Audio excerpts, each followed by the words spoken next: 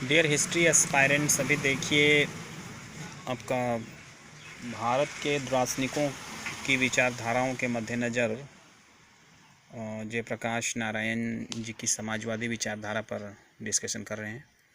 जयप्रकाश नारायण सामान्यतः जेपी के नाम से प्रसिद्ध थे। 1929 में पक्के मार्क्सवादी थे, मार्क्सिस्ट। 1940 के दशक तक वह गांधी जी के विचारधारा की ओर झुके। 1940 के बाद, अब तो भारत छोड़ो आंदोलन जब पढ़ेंगे तब पता चलेगा, तो 1952 तक जेपी को सामाजिक परिवर्तन प्रक्रिया के साधन के रूप में अहिंसा पर विश्वास नहीं था। 1920 के दशक के अंत में सभी समाज के परिवर्तन ने उसके बाद मार्क्सवाद और द्वंद्वात्मक भौतिकवाद के प्रति उनके दृष्टिकोण को बदल दिया। मार्क्सवाद देख लीजिए, मार्क्सवादी नेता। अब समाजवादी समाज के लिए रूस उनका आदर्श मॉडल नहीं रहा। रूस उनका आदर्श मॉडल नहीं रहा। रसिया,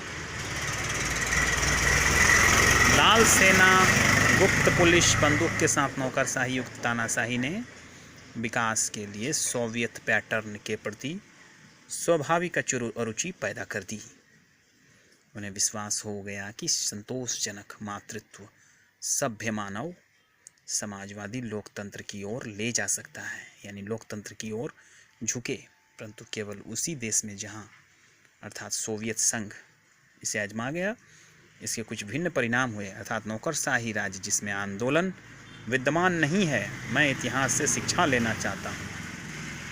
तो यहाँ देखिए, जेपी को ये विश्वास हो गया था कि क्रांति के स्वरूप और उसके भावी प्रभावों के बीच पारस्परिक संबंध था। तो उन्हें ये विश्वास हो गया था कि हिंसात्मक क्रांति का कोई भी पैटर्न आधार स्तर पर लोगों का सशक्तिकरण नहीं कर सकेगा। तो देखिए, आपको हिंसात्मक के पीछे हुए नहीं रहे, लोकतंत्रात्मक के पीछे रहे, और ये धीरे धीरे परिवर्तन हुआ।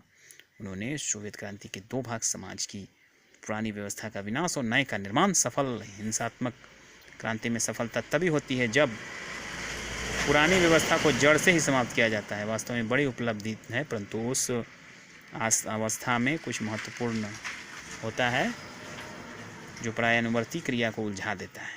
तो हमें हिंसात्मक क्रांति से बचना है। क्रांति के दौरान व्यापक पुनर्गठित क्रांतिकारी हिंसा होती है। उन हिंसा को ऐसे कारकों द्वारा सहायता की जाती है जिस पर यहाँ चर्चा करना आवश्यक नहीं है। तो यहाँ पर इनके विचार को हमने देखा। तो अहिंसात्मक रूप में आगे आने का समय इनका देर से रहा, लेकिन दुरुस्त रहा, और इनके विचारधारा को बहुत लोग मानते भी हैं, और जेपी ने आंदोलन बहुत फेमस रहा है। Thank you. अगले वीडियो में बहुत कुछ